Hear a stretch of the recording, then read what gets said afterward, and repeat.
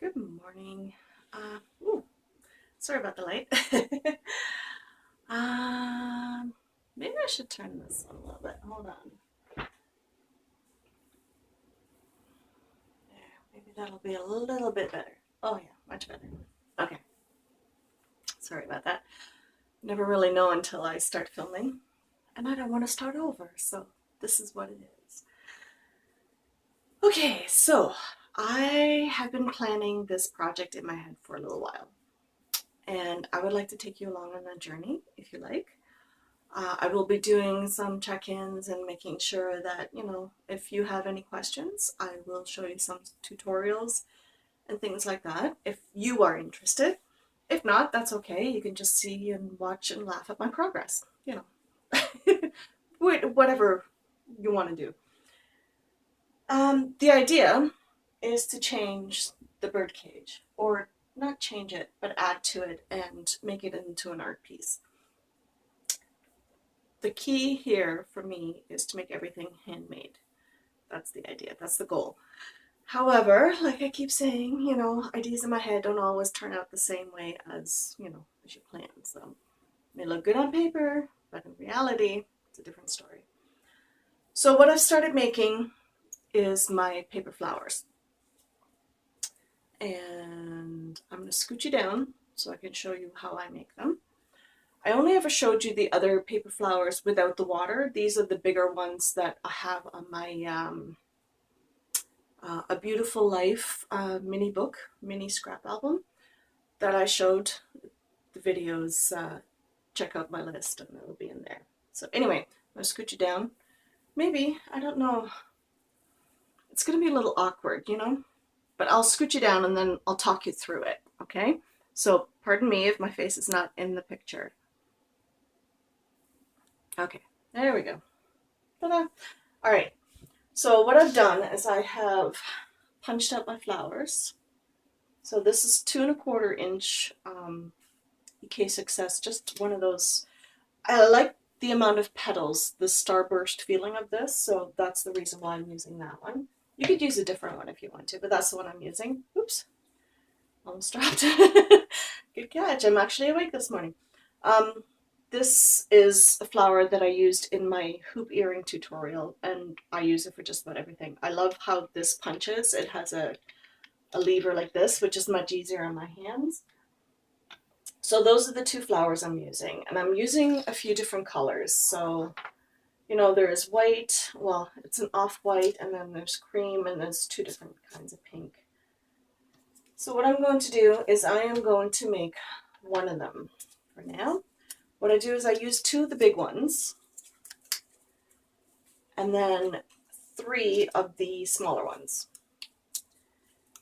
I found that to be a fairly good combination. I used to do a lot more. I've cut back quite a bit because I think once you start putting them together, it doesn't look quite as spread out. So the less you have, the better in this case.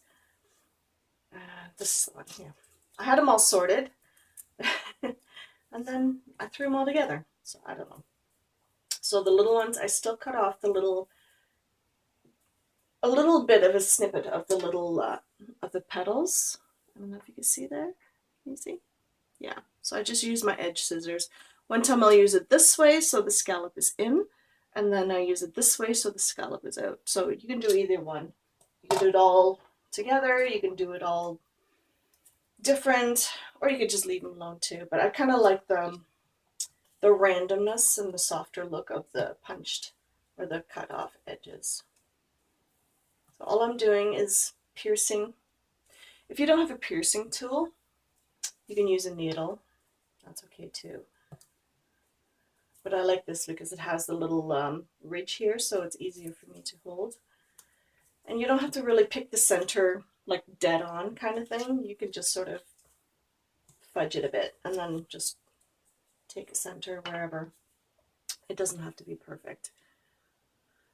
And then I just take my brad and I put it in there, and then, just like you do any other flower for the most part. And then I just take a tissue because I don't want my whole work surface wet. And then I just use a spray bottle. Now this one I got at $1 or $2. I got a pack of 2 for, I don't know, a couple dollars.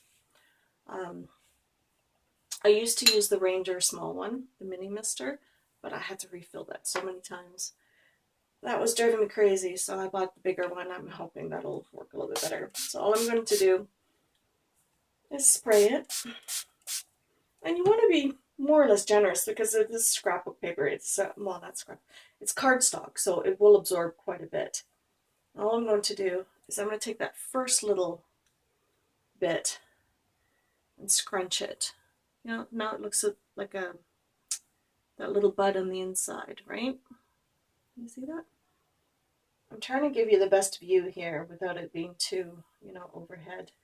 I tried filming overhead, but the shelf in front of me is not the sturdiest, and every time I shook the table, the camera or the phone would shake, and it was driving me crazy. So I was like, no, we'll do it the other way.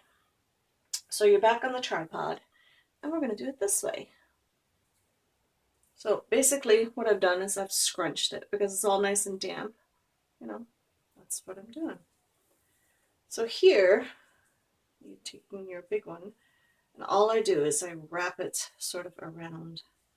And I squeeze it quite firmly because I want it to hold its shape eventually. Now the brads are not going to stay. They will come out later on.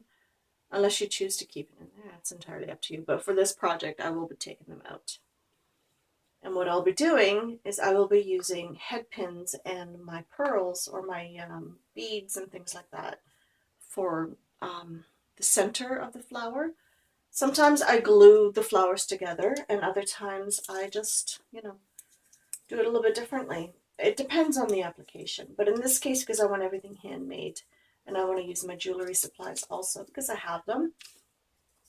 And I think they look really nice for the centers. And I can change up the colors if I want to. I'm not entirely sure what I have at this point.